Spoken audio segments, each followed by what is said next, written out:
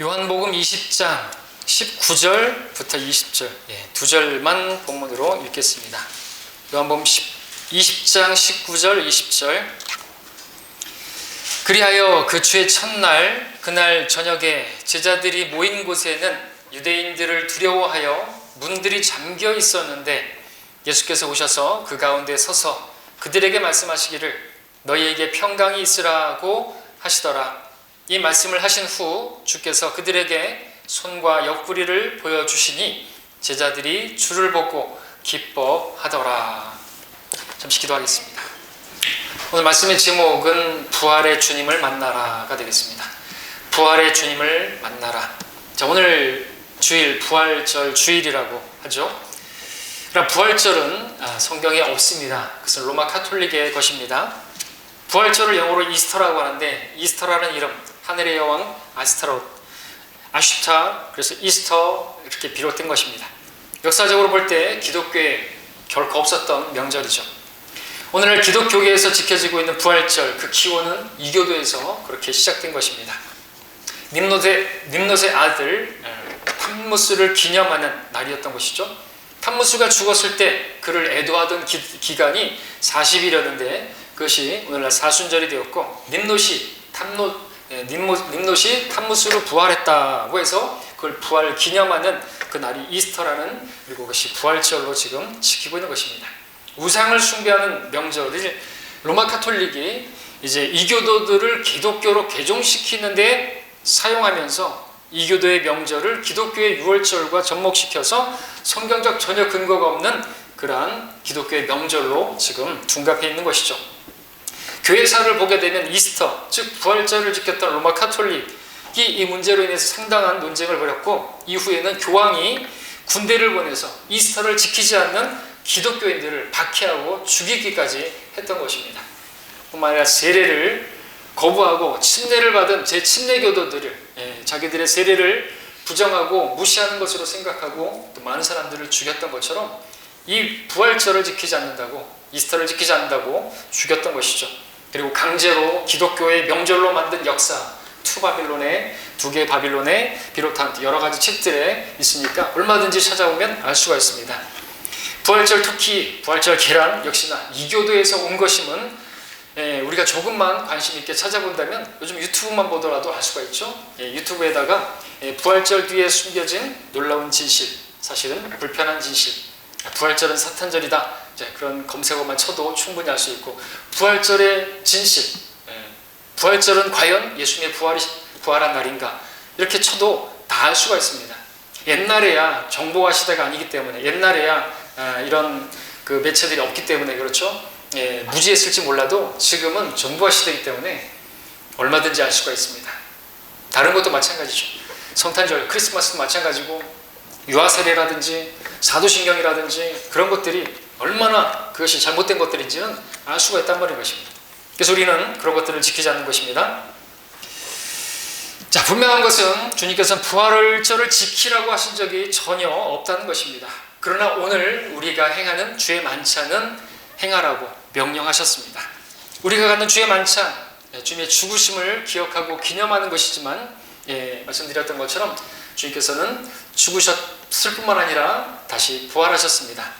그래서 우리가 주님의 죽으심만이 아니라 부활하심도 함께 기억하고, 부활하셨기 때문에 다시 오시는 또 주님을 우리가 또 소망하는 가운데 우리가 주의 만찬을 갖는 것이 온전하다고 할 수가 있겠습니다.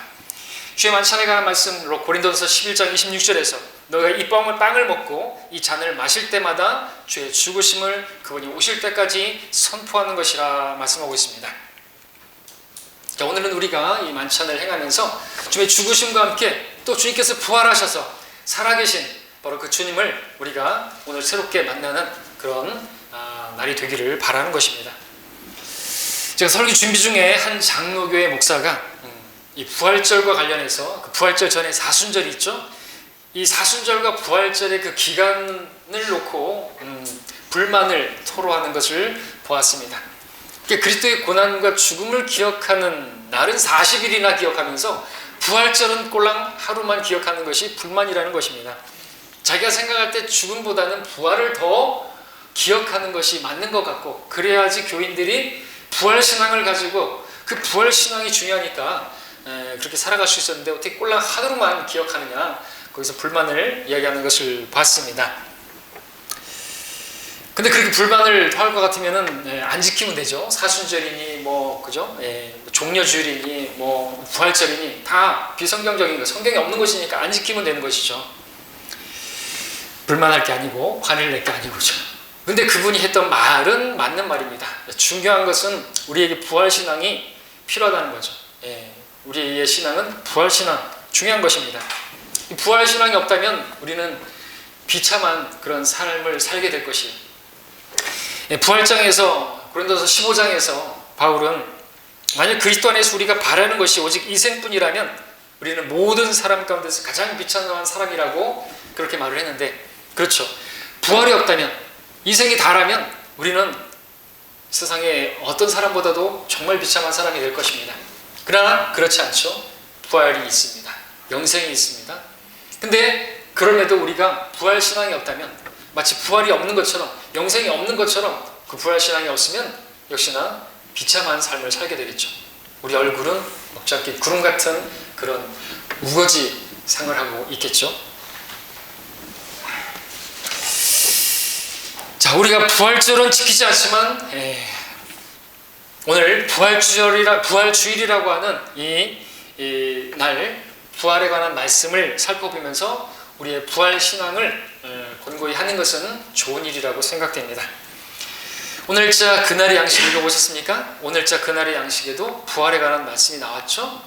부활절 지키지도 않으면서 그날의 양식에도 부활절에 관한 그런 글이 실린 것을 보지 않습니까? 그래서 우리가 부활절은 잘못된 것이니까 부활절은 우리가 버리지만 부활신앙까지 버리면 안 되겠습니다. 우리 아기 목욕시키고 나서 아기 버리다가 목욕물까지 버리면 안 되지 않습니까? 그렇죠. 지금 안 웃으신 분들은 집중을 안 하시고 계시는 거예요. 일부러 제가 말한 것입니다. 집중하셔야 됩니다. 다른 데 계시면은 지금 웃지 않으신 분들은 다른 데 계신 거예요. 자, 부활절은 우리가 버리더라도 부활신앙은 가져야 하는 것입니다. 자, 오늘 우리가 주의 첫날에 함께 모여서 예배를 드리는 것, 우리가 함께 모여서 지금 있는 이 날도 어떤 날이에요? 오늘 본문에서 보는 것처럼 주의 첫날, 주님께서 부활하신 날을 기념하는 주의 첫날이라는 것이죠. 그러니까 부활이 얼마나 중요한 것입니까? 자, 오늘 주님께서는 저와 여러분들이 부활신앙을 갖게 되기를 바라십니다. 오늘 말씀을 통해서 우리가 부활하신 주님을 오늘 주의 첫날에 새롭게 만나기를 바랍니다. 자, 본문 말씀 배경을 함께 보도록 하죠. 자, 지금 제자들, 주님께서 십자가에서 죽으시고 또 묻히신 것을 봤습니다. 그러자 제자들, 자신들이 기대하던 소망하던 바들이 다 끝났다고 그렇게 생각했던 것이겠죠. 그러면 그들에게 남아있는 것은 무엇입니까? 슬픔밖에 남아있는 것이 없겠죠. 두려움만 남아있을겠죠. 여러분들 이 본문의 그 11절에 가서 보시면 거기에는 이제 막달라 마리아를 볼 수 있는데, 그녀의 모습은 어떤 모습입니까? 주님께서 십자가에서 죽으시고 이제 무덤으로 들어가셨어요. 그녀의 모습은 무덤 밖에 서서 울고 있는, 슬퍼하고 있는 모습을 우리가 보지요. 마리아는 주님께서 죽으셨기 때문에, 묻히셨기 때문에 이제 주님께 걸었던 그 소망이 그것마저도 잃어버렸다고. 그리고 주님의 무덤에 와보니까 주님의 몸조차 없어진 것이에요. 그래서 주님마저 잃어버린 그 슬픔에 울고 말았던 것이죠. 자, 엠마오로 가던 제자들, 두 제자들 어땠습니까? 그들 또한 주님께 걸었던 그들의 기대와 소망이 다 주님께 모든 소망을 두고 있었는데, 주님께서 십자가에서 죽으시고 묻히시자 슬픔에 잠겨서 그들의 고향인 엠마오로 내려가는 것을 보지 않습니까? 자, 그들이 그렇게 주님을 따르던 제자들이 왜 그렇게 슬퍼하고 울고 있고 그렇게 슬픔에 잠겨 있었던 것입니까? 이유가 무엇이죠? 다른 것이 아닙니다. 그들은요, 부활의 주님을 만나지 못했기 때문이라는 것이죠. 주님께서 그냥 십자가에서 죽으신 것만 알고 있으면 이렇게 슬퍼할 수밖에 없고, 이렇게 두려워할 수밖에 없고, 소망 없는 그런 모습을 보이게 된다는 것입니다. 그러나 부활하신 주님을 만나게 되면 달라지는 것입니다. 혹시 여러분들의 지금 얼굴을 보니까 무척 어두운데 마치 주님께서 죽으신 것처럼 살아계시지 않은 것처럼 그렇게 얼굴을 하고 있으시면 안 되는 거죠. 오늘 말씀을 통해서 주님 만나고 부활의 주님을 만나시기를 바랍니다. 자, 19절 상반절을 보시면요, 그리하여 주의 첫날 그날 저녁에 제자들이 모인 곳에는 유대인들을 두려워하여 문들이 잠겨 있었다고 기록하고 있는 것이 보입니다. 오늘 본문을 읽었죠. 자, 주님께서 죽으시자 제자들 두려워하고 있었습니다. 왜 두려워하고 있었던 것입니까? 우선은 유대인들이 예수님을 죽였기 때문에 그 다음은 주님을 따르던 자신들이 죽을 차례라고 생각하니까 두려울 수밖에 없었던 것이겠죠. 자기들도 이제 죽을 것이다라고 생각하니까 두려운 것이죠. 그들의 마음은 어떤 상태였을까요? 지금 제자들이 있던 곳에는 문을 닫았고 뿐만 아니라 문을 잠그고 있었는데 이 표현은 마치 그들의 마음 상태가 어떠한가를 보여주고 있지 않습니까? 굳게 닫혀진 또 잠겨진 문처럼 그들의 문 역시나 꼭꼭 닫혀져 있고 잠겨져 있었던 것으로 생각할 수가 있습니다. 자, 그런데 오늘날 많은 그리스도인들도 이 제자들처럼 이들의 모습과 크게 다르지 않은 모습을 보게 된다는 것이죠. 막달라 마리아처럼 슬퍼하는 그리스도인들이 있습니다. 주님을 잃어버렸기 때문에 슬퍼했는데 오늘 여러분들은 무엇 때문에 슬퍼할 수 있을까요? 내가 소중하게 여기는 어떤 것이 이뤄져서 그걸 잃어버린 상실감에, 또는 여러분들이 사랑하는 어떤 사람을 잃은 그 상실감에 여러분들은 슬퍼할 수 있겠죠? 그러나 슬퍼만 할 필요는 없죠. 우리는 위로를 얻을 수 있습니다. 지금은 잠시 헤어졌지만 다시 부활할 것입니다. 주님께서 오시면 부활할 것이고 그때 우리는 변화될 것이고 다시 만나게 될 것이라는 것이죠. 그러니까 부활 신앙이 없으면, 부활에 대한 믿음이 없다면 우리는 그냥 다만 슬퍼할 수밖에 없을 것입니다. 또한 엠마오로 가는 제자들처럼 슬픔에 잠겨져 있고 주님께 어떤 기대를 걸었는데, 오늘날 우리는 어떤 것에 기대를 걸었는데 그것이 잘 될 거라고 생각했는데 그것이 무너지게 되면 우리 또한 슬픔에 잠길 수가 있게 되겠죠. 근데 그게 무슨 상관입니까? 우리가 부활신앙이 있다면요, 그게 다 무너졌어도 다시 일어날 수 있습니다. 다시 일어날 수 있다는 것이죠. 사면에서 고난을 당하고 핍박을 당해도요 다시 일어나는 오뚜기 신앙, 그것이 부활신앙입니다. 그리고 그것이 뭐 좀 무너지면 어때요? 어차피 이 세상도 다 무너질 건데요, 다 불타버릴 것인데요, 다시 새롭게 될 것인데요, 우리가 부활하게 될 때 우리는 그때 새로운 세상에서 왕처럼 통치하게 되는데요. 그러니까 부활신앙이 필요한 것입니다. 이 생에 이게 다가 아닌 것입니다. 이것만 보면 우리가 슬픔에 잠기고 제자들처럼 뭐가 잘못되고 자기가 기대했던 것이, 소망이 다 끝나면은 고향으로, 이전의 삶으로 돌아가려고 하는데 그것은 부활하신 주님을 만나지 못했기 때문이고, 오늘 우리에게는 부활신앙이 없다면 우리도 그냥 고기나 잡으러 가자, 세상으로 그렇게 가버리고 말 거라는 것이죠. 또 많은 그리스도인들이 오늘 본문에 나온 제자들처럼 문을 꼭꼭 걸어 잠그고 두려워하고 있는 모습을 보게 됩니다. 앞날에 대한 그 근심과 걱정과 염려로 마음이 굳게 닫혀있고 그에 대한 해결책은 몰라서 답답하고 소망은 없어 보여서 얼굴이 잔뜩 찌푸린 그런 모습으로 살아가는 그리스도인들이 많습니다. 자, 오늘 여러분들의 얼굴은 한번 남의 일입니까? 이게? 내 얼굴은 아닐까요? 자, 근데 주님께서 원하시는 그리스도인의 삶은 이런 삶이 아니죠? 어떤 삶이요? 상황이 어려워지면 그에 따라서 우리의 인상도 찡그러지고 또 두려운 상황을 만나게 되면 그냥 두려워하고 좌절하고 실망하고, 그러다 다시 좀 그것이 좀 펴지면 또 기뻐하고, 그렇게 변화무쌍한 그런 삶이 그리스도인의 삶은 아닌 것입니다. 그리스도인의 삶은 상황과 환경에 상관없이 변함없는 부활하신 생명으로, 주님의 생명으로 사는 삶이기 때문에 그런 환경, 외적인 것과 상관없는 그런 삶인 것입니다.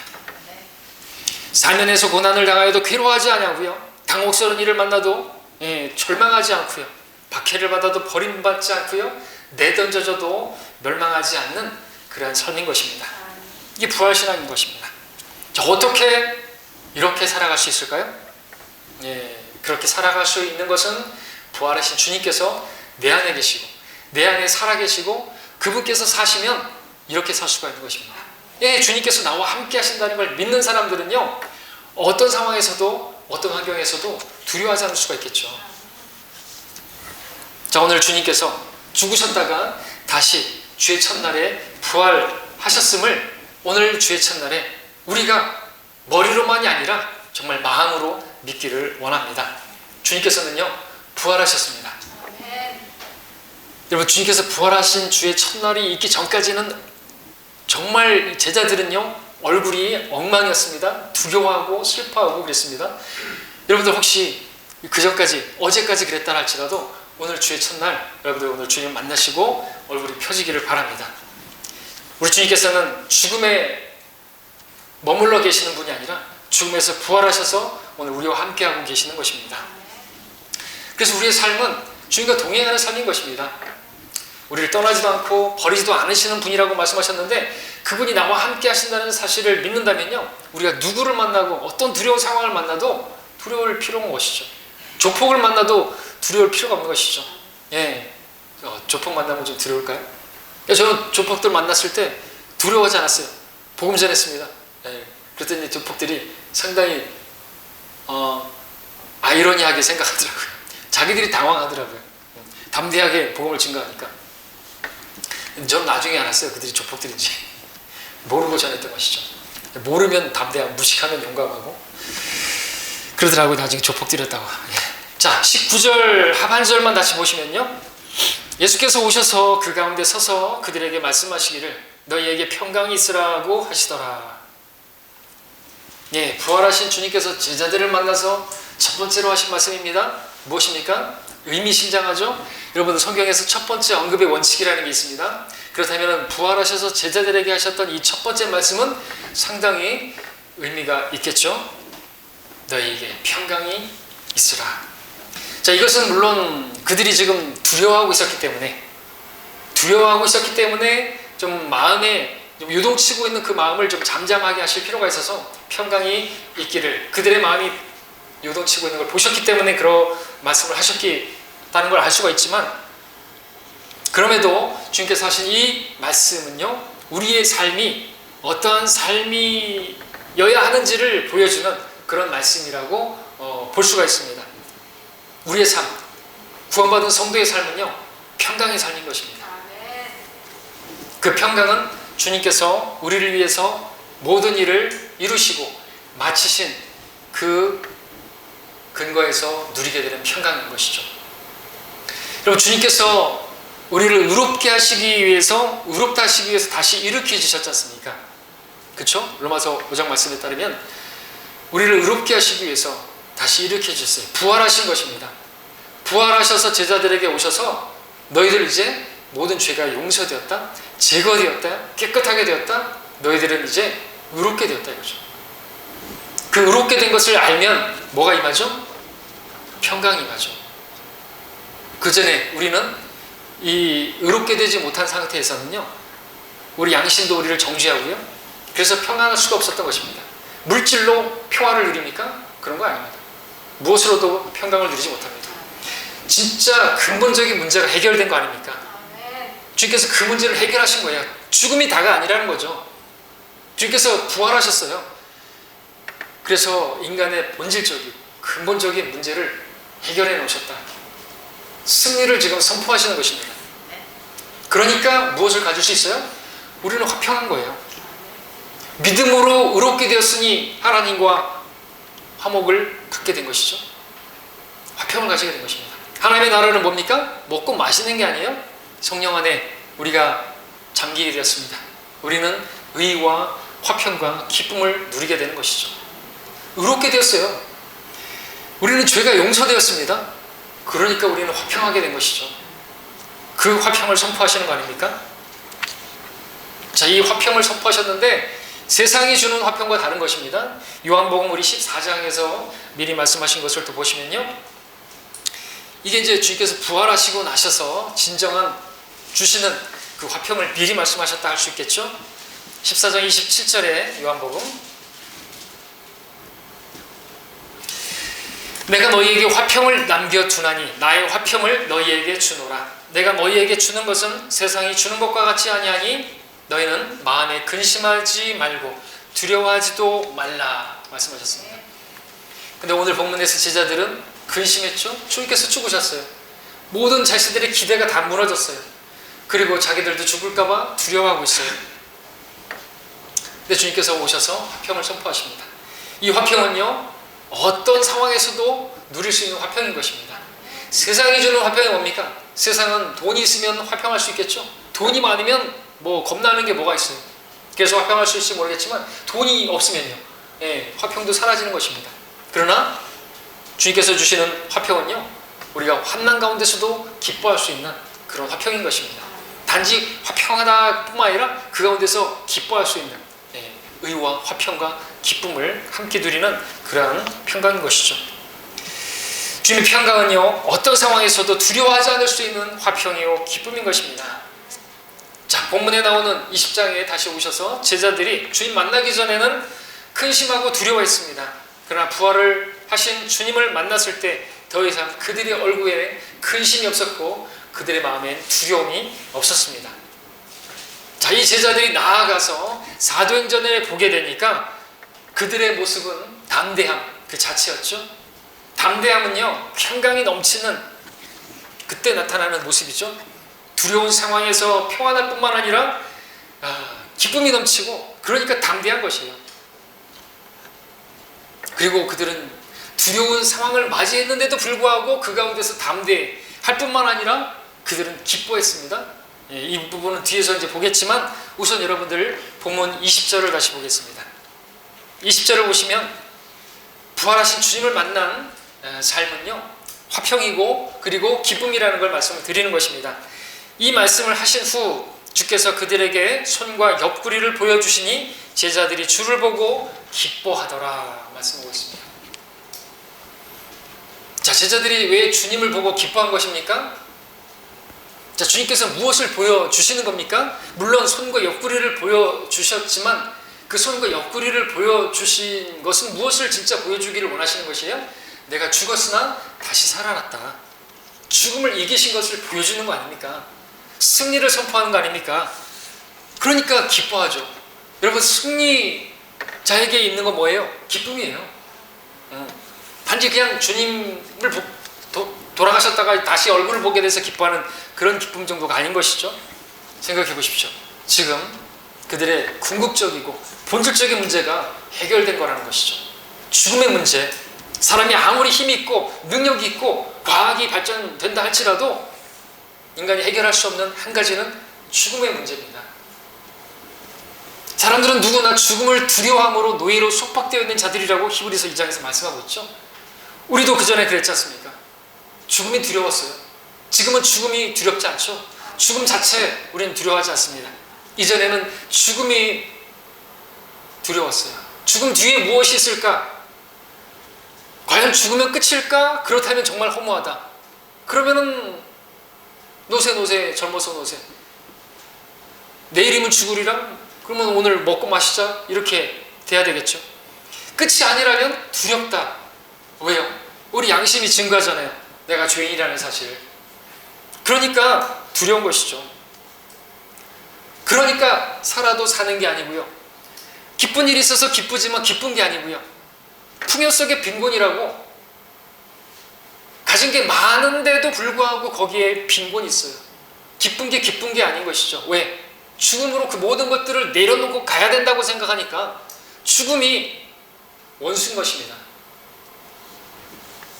그래서 그걸 알기 때문에 기뻐하지만 풍요 가운데 있지만 기뻐도 기쁜 게 아니고 살아도 사는 게 아닌 거죠. 근데 오늘 우리들은 어떤 사람들이 된 것입니까? 죽음을 두려워하지 않는 사람들이 된 것입니다. 어떻게 그렇게 될 수가 있었습니까? 다른 이유가 아니라 부활하신 주님을 만났기 때문이라는 것입니다. 만나셨습니까?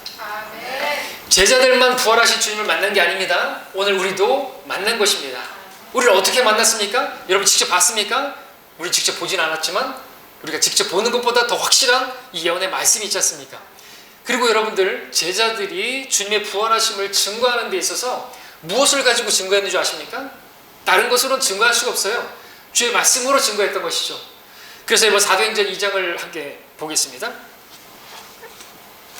여러분, 우리가 알 것은 제자들도 그들이 주님의 부활을 증거할 때는 기록된 말씀을 근거로 증거했다는 사실, 이거 아주 중요한 것입니다. 사실 다른 것으로 뭘 부활을 증거합니까? 주님이 부활하셨다는 것을 어떻게 증거할 수 있어요? 주님의 빈 무덤을 보여주면서 야, 주님 무덤이 비어있잖아, 그러니까 부활하신 거야 라고 말하면 사람들이 믿을까요? 믿지 않죠. 얼마나 조작할 수가 있지 않습니까? 야, 거기가 주님의 부활의 빈 무덤인지 어떻게 알고, 거기다가 물론 다 알 수가 있겠지만 누가 제자들이 훔쳐간 거 아니야? 그렇게 해서 조작할 수도 있고, 실제로 지금 이스라엘에 가니까 뭐 별의별 것까지 다 조작해놨잖아요. 선한 사마리아 길까지도 만들어 놓고 장사하고 조작할 수 있지 않습니까? 얼마든지 빈 무덤으로는 조작할 수 있단 말이죠. 그런데 그런 것으로는 증거가 안 되기 때문에 무엇을 가지고 증거했는 줄 아십니까? 주님께서 말씀하신 구약의 말씀을 인용하면서 사도행전 2장 31절 32절을 보니까 시편 16편을 인용하면서 부활을 증거한 것이죠. 그가 미리 앞을 내다봄으로 그리스도의 부활에 관한 말한 것은 주의 혼이 지옥에 버려지지 아니하였으며 또 주의 육신도 썩어짐을 보지 아니하였다는 것이라. 이 예수를 하나님께서 살리셨으니 우리 모두가 그 일에 관한 증인이라. 왜 이렇게 증거한 것입니까? 다른 것으로는 아닌 것이, 주님의 말씀으로, 또 다른 부분에 있어서도 그렇게 하나님의 말씀을 인용하면서 주님께서 부활하셨다. 주님께서도 요나가 사흘낮 사흘밤을 그렇게 고래 뱃속에 있었던 거죠. 요나의 표적으로 주님께서 그렇게 부활하실 것이다. 구약의 또 말씀도 인용하지 않습니까? 그래서 우리는 어떤 경험이나 체험을 통해서 뭘 믿는 게 아니라 말씀을 통해서 주님을 만나게 되고요. 우리는 말씀으로, 우리가 거듭난 것은 썩지 아니할 하나님의 말씀으로, 이 씨로 거듭난 것이죠. 구원도 말씀으로 받았고요. 부활하신 주님도요, 우리는 말씀으로 만날 수가 있는 것입니다. 우리 말씀으로 주님께서 부활하신 것을 믿고요, 또 우리는 그 주님과 항상 교제하고 항상 동행하는 것입니다. 자, 주님이 죽음에서 부활하셨습니다. 죽음을 이기셨습니다. 그래서 죽음이 끝이 아님을 우리에게도 보여주고 계십니다. 주님의 부활은 우리에게도 부활이 있음을, 부활과 함께 영원한 생명이 우리에게 있음을 보여주신 거라는 것이죠. 우리가 이것을 알게 되었습니다. 저 사람들은 몰라요.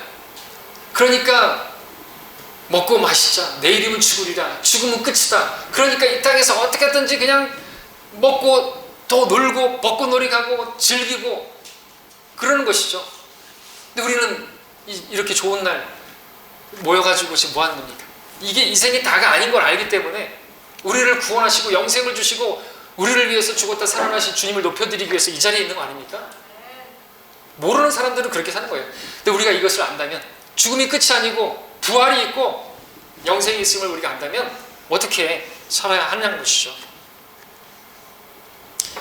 자, 어떻게 살아야 되겠습니까? 자, 두려워하던 제자들이 부활의 주님을 만났을 때 어떻게 바뀌었는가, 그것을 보면 알 수가 있죠. 어떻게 바뀌었고, 그럼 오늘 어떻게 살아야 되는지 알 수 있습니다. 더 이상 두려워하지 않게 됐어요. 그리고 평안을 가지게 됐어요. 그리고 기뻐하게 되었어요. 그렇습니다. 부활하신 주님을 만난 성도의 삶은 두려워하지 않는 평안한 삶, 기뻐하는 삶인 것입니다. 여러분들 사도행전 5장 가서 볼까요? 5장 40절을 보시면 아까 말씀드리고자 했던 그 부분인데요. 제자들의 모습은 정말 담대하고요, 평강하고요, 기뻐하는 모습이었습니다. 5장 40절에 그러자 그들이 가말리엘에게 설득되어 사도들을 불러서 때리고 예수의 이름으로 말하지 못하도록 명령한 후에 놓아주니라. 자, 복음을 전하는데 감옥에 갇히고 매질을 당하고 다시는 예수님의 부활을 전하지 말라고 위협을 한 그런 상황을 만났는데, 놀라운 사실은 이 제자들이, 사도들이 전혀 두려워하지 않고 있다는 거죠. 두려워하는 모습을 눈 씻고 찾아볼 수가 없다는 것입니다. 29절에 보시면, 앞에 29절에서 그때 베드로와 사도들이 대답하여 말하기를 사람보다 하나님께 순종하는 것이 마땅하도다. 맞죠? 맞는 말인데 우리도 그렇게 할 수 있어요? 사람 앞에서, 그들의 위협 앞에서 두려워하지 않고 하나님께 순종해서 우리가 어떤 일을 하는 것이 마땅한 것인데, 그렇게 할 수 있으려면 부활한 주님을 만나야 되는 것이죠. 그분께서 나와 함께 하시고 지금 제자들 안에서 역사하셔서 이런 모습을 보이고 있다는 거죠. 얼마나 담대한 모습입니까? 부활의 주님을 만나기 전과는 판이하게 다른 모습 아닙니까? 41절 보십시오. 그러니까 40절 읽었죠? 41절에 사도들은 그분의 이름을 위해 모욕을 받기에 합당한 자로 여겨짐을 기뻐하고 라고 말씀하고 있습니다. 매질당하고 감옥에 갇히고 위협을 당하고 그랬는데 어떻게 해요? 그럴 만하면 근심하고 억울해할 만하고 복음 전하다가 이게 뭐야? 이게 무슨 개고생이야? 이렇게 생각할 수도 있고, 또 우리가 또 매질당하면 어떡하지? 두려워할 수도 있고, 그게 당연한 거 아닙니까? 그런데 오히려 기뻐했다고 말하고 있는 것이죠. 어떻게 이럴 수가 있습니까? 다른 이유가 아니에요. 그들은요, 부활하신 주님을 만난 것이죠.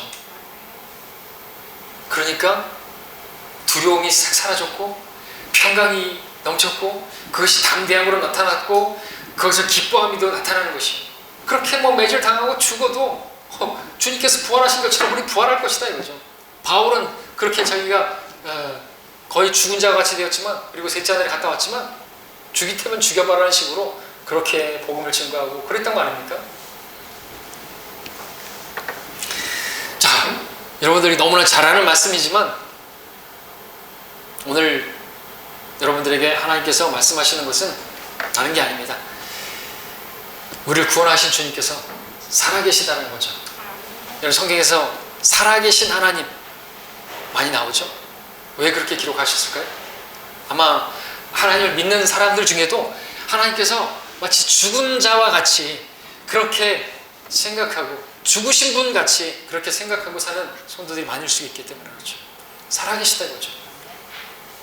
어디에 살아계십니까? 내 안에. 내 안에 살아계시죠. 내 안에 주님께서 살아계시다고 한다면요, 나와 항상 함께 하시는 분이시면요, 어떤 두려운 상황에서도 두려워하지 말아야죠. 기뻐해야죠. 어느 곳을 가든지 기뻐하고 할렐루야 찬양을 불러야 되겠죠. 하나님의 나라는 먹고 마시는 것이 아니라 성령 안에서 의와 화평과 기쁨이라. 의롭게 하심으로 우리가 일으켜주셨습니다. 주님께서 우리가 의가 되기 위해서 일으켜주셨다고 말하고 있습니다. 부활하지 못하셨다면 우리는 의롭게 되지 못했을 것입니다. 의롭게 되었기 때문에 우리의 증거로 화평을 누리게 되고 기뻐하는 것입니다. 거기에는 주님의 부활이 있는 것이죠. 요한복음 16장 33절에서도 말씀하셨습니다. 주님은 내가 이런 일들을 너희에게 말한 것은 너희가 내 안에서 화평을 지니게 하려 함이라. 세상에서는 너희가 환난을 당할 것이나 기운을 내라. 내가 세상을 이겨노라. 실은 주님께서 우리에게 주시고자 하시는 부활신앙은요, 의와 화평과 기쁨입니다. 부활신앙의 특징은 환난을 당해도 환난을 당할 것이다, 그 가운데서도 기운을 내고요, 그 가운데서도 화평한 것입니다. 절망적인 상황에서도 다시 일어나는 것입니다. 고난과 핍박을 당해도 담대하고요, 슬퍼해야 하는데 기뻐하고요, 다 망한 것 같은데 그 가운데서 망하지 않고 다시 일어나는 그런 신앙인 거죠. 우리 고린도후서 4장 함께 보겠습니다. 자, 이 같은 신앙을 부활신앙이라고 명명할 수가 있는데 사도 바울이 그와 같은 신앙을 가졌죠.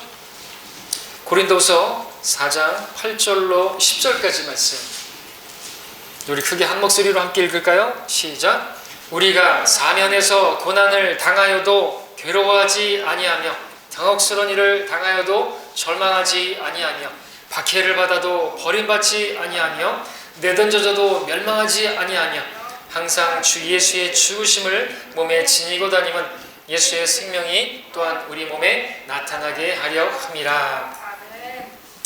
이러한 상, 부활신앙이고 오뚜기와 같이 다시 일어나는 신앙인 것입니다. 죽었으나 다시 일어나는 것처럼, 의인은 7번 넘어져도 다시 일어나는 것처럼 그런 신앙이 부활신앙이라는 거죠. 슬픔이나 두려움이나 이런 것은 그리스도인의 삶이 아닌 것입니다. 그런 것은 십자가에서 이미 우리 육신과 함께 죽은 것입니다. 우리 삶은 내가 사는 게 아니라 내 안에 계시는 예수의 생명으로 사는 삶이기 때문에 그 삶은 의로운 삶, 평강의 삶, 기쁨의 삶, 승리의 삶인 것입니다. 자, 그렇다면 우리는 왜 이런 삶을 살지 못한다면 왜 못 사는 것일까요? 이런 삶을 살지 못한다면 왜 못 사는 것인가?